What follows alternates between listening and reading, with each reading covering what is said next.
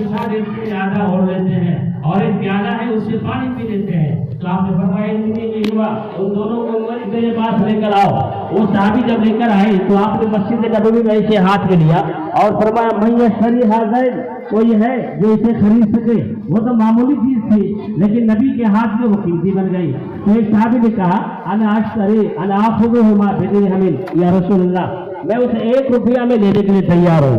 تو آپ نے فرمایا من یزید، کوئی ہے جو 1 روپیہ سے زیادہ دے؟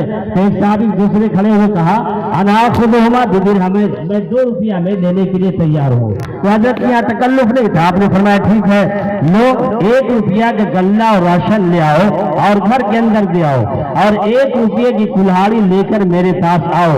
لہذا وہ صحابی گئے، 1 روپیہ کے جو ہے غلہ راشن دیا گھر میں، اور پھر جو ہے 1 روپیہ کی کلہاڑی لے کر حاضر خدمت ہوئے۔ آپ نے اسی صحابی سے یا کسی اور صحابی سے فرمایا کہ دیکھو سامنے میں ببول کا درخت ہے، وہاں سے لکڑی کاٹ کر لاؤ۔ لہذا وہ صحابی لکڑی کاٹ کر لائے۔ مسجد نبوی میں امام الانبیاء نے اپنے ہاتھ سے اس کلہاڑی میں دستہ نصب کیا اور دستہ لگایا اور فرمایا اذهب واحتسب ولا ارینک 15 یوما، جاؤ اور 15 دن تک تم مجھے نظر نہ آنا، جاؤ لکڑیاں کاٹو اور اسے بیچو، 15 دن تک تم مجھے دکھائی نہ دینا۔ اس حدیث کی شرح کرتے ہوئے محدثین فرماتے ہیں کہ اگر وہ صحابی مسجد نبوی میں آتے تو نبی کو دکھلاتے، لیکن 15 دنوں تک وہ مسجد نبوی میں نہیں آئے۔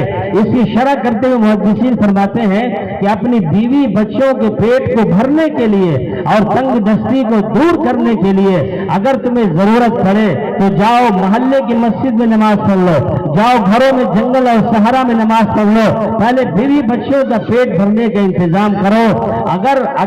اگر ایسا ہو تو یہی کیا جائے، یہی شریعت کو منظور ہے۔ 15 دن کے بعد آئے تو دیکھا کہ نئے کپڑے پہنے ہوئے ہیں اور پھر چہرے پر تازگی ہے اور پزمودگی ہے۔ آپ تو جانتے ہیں کہ جس کے پاس پیسے ہوتے ہیں چہرہ حشاش بشاش ہوتا ہے، اور جس کے پاس پیسے نہ ہو تو جو بات نہیں ہوتی وہ بات بھی بھول جاتے ہیں، ایسا ہے یا نہیں ہے؟ تو وہ حشاش بشاش حاضر ہوئے، انہوں نے عرض کیا یا رسول اللہ 10 روپیہ کمائے۔ کتنا کمائے؟ 10 روپیہ کمائے، اور پھر فرمایا کہ یہ نئے کپڑے بنائے اور باقی پیسے گھر میں دے آئے۔ تو آقا نے فرمایا کہ یہ بہتر ہے یا گداگری بہتر ہے، یہ بہتر ہے یا بھیک مانگنا بہتر ہے؟ اس لیے نوجوانوں اپنے بازو میں بل پیدا کرو اور قوت پیدا کرو اور مضبوطی پیدا کرو، دین کے اعتبار سے بھی اور جو ہے عمل کے اعتبار سے بھی، شریعت کے اعتبار سے بھی اور دنیا کے اعتبار سے بھی اور رائے کے اعتبار سے بھی اور پھر اتحاد کے اعتبار سے بھی یہ مضبوطی پیدا کریں۔ جب آپ مضبوط رہیں گے ساری قومیں آپ سے ڈریں گی، اور جب آپ کمزور ہو جائیں گے تو پھر آپ سے جو ہے سایہ بھی آپ سے ڈرنے لگیں گے۔ اس لیے نوجوانوں یہ ارادہ کرو کہ ہم محنت کریں گے اور کوشش کریں گے۔ یاد رکھنا نوجوانوں کہ جو نوجوان جو قوم سورج کو اٹھائے ہمیشہ وہ قوم ترقی کرتی ہے۔ سورج کو اٹھانے کا مطلب یہ ہے کہ سورج کے طلوع نکلنے سے پہلے تم جاگ جاؤ، بیدار ہو جاؤ اور محنت کرو، اور جو قوم سورج کو اٹھائے وہ قوم بلندی پر جاتی ہے، اور جس قوم کو نوجوان کو سورج اٹھائے وہ قوم پستی میں جاتی ہے۔ اس لیے سب ہم یہ نہ کہیں کہ سب اسی کی غلطی ہے، ہم اپنی غلطی کو نہیں دیکھتے ہیں، ہم اپنی کمزوری کو نہیں دیکھتے ہیں۔ یہ ہمارا نوجوان 12 بجے رات تک موبائل استعمال کرتا ہے، 10 بجے رات تک موبائل استعمال کرتا ہے اور 8 بجے تک سویا رہتا ہے، کبھی یہ قوم ترقی نہیں کر سکتی ہے اور کبھی یہ قوم آگے نہیں بڑھ سکتی ہے۔ اس لیے نوجوانوں اگر یہ چاہتے ہیں کہ ہمیں ترقی ملے تو ساتھ ساتھ مضبوط بننے کی آپ کوشش کیجئے، ہر اعتبار سے آپ مضبوط ہو، ہر اعتبار سے آپ ترقی یافتہ ہو۔ میں تو ان نوجوانوں سے کہتا ہوں کہ ابھی 100-200 سال ہوئے ہیں، اس قدر ڈیمورلائز اور اس قدر ہم احساس سے کمتری میں مبتلا ہو گئے کہ ہم پریشان ہیں۔ آپ دیکھیے ہماری تاریخ، یورپ انگریزوں کی تاریخ صرف 500 سال کی تاریخ ہے، اس نے ساری دنیا کو فتح کیا ہے، اسپین، جرمن اور جاپان، چائنا، ہندی، اس نے سب کو فتح کیا ہے۔ لیکن ایک قوم ہے مسلم قوم، جس قوم نے یورپ کو بھی فتح کیا ہے۔ اے اے اے اے اندلس وہ دن یاد ہے تجھ کو، اے اندلس وہ دن یاد ہے تجھ کو، تھا تمہاری ڈالیوں پہ کبھی آشیاں ہمارا، یہ مسلم قوم ہے جس نے اندلس کو بھی، جس نے یورپ کو بھی فتح کیا ہے، اور 1500 سال تک انہوں نے حکومت کی ہے۔ نوجوانوں، اگر تمہیں اتنی بات سمجھ میں نہیں آتی تو آپ چلے جائیں، لال قلعہ دیکھ لیں، دلی کی جامع مسجد دیکھ لیں، قطب مینار دیکھ لیں، اور اسی طرح سے جو ہے اور عجائبات دیکھ لیں۔ کیا یہ پسماندہ لوگوں نے بنایا؟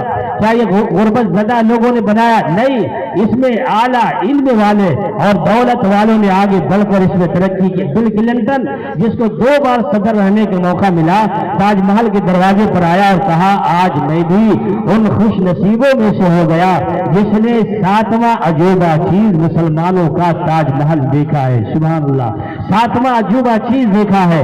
آپ کو پتا ہے، آپ جو ہے ہارون رشید، مامون رشید کو خوش کرنے کے لیے یہ انگریز، یہ یورپ جو ہے اپنے سکوں پر کلمہ نصب کرواتے تھے اور کلمہ چھپواتے تھے تاکہ یہ ہارون رشید، مامون رشید خوش ہو جائے۔